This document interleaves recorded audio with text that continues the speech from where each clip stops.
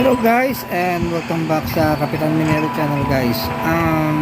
Today we will be tackling about yung topic na how to mint your land dito sa Heroes of Mabia. So we will going to be on a walkthrough how to mint your lands on Heroes of Mabia.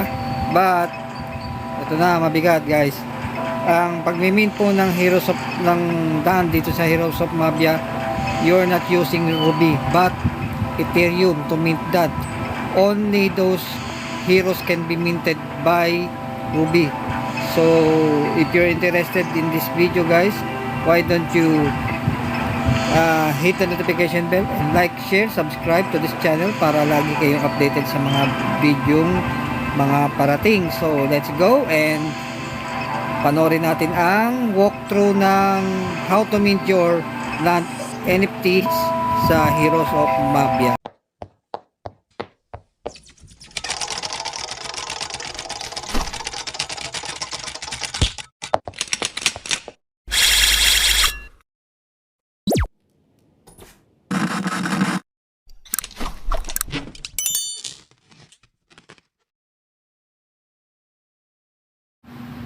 Okay guys, back to our video guys.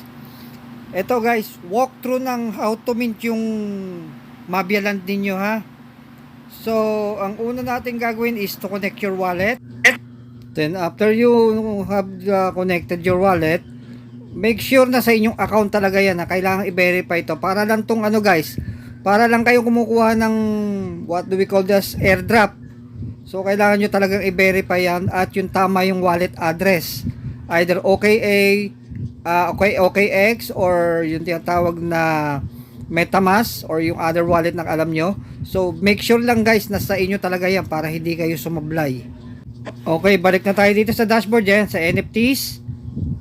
Ayan, ayan na, mga mintable. Ayan, pipili lang naman kayo, land, hero, statue, yan ang mga imimint nyo. Pero dito sa land kasi may common tsaka rare. Ang problema, hindi ko masasabi yung exact kasi tumataas ang presyo ng ETH or ng Ethereum. Pero yan, makikita nyo naman guys, common land, rare land, legendary lands. Pero may ETH siya na pang mint ninyo. Pero sellable siya guys, sellable sa market siya.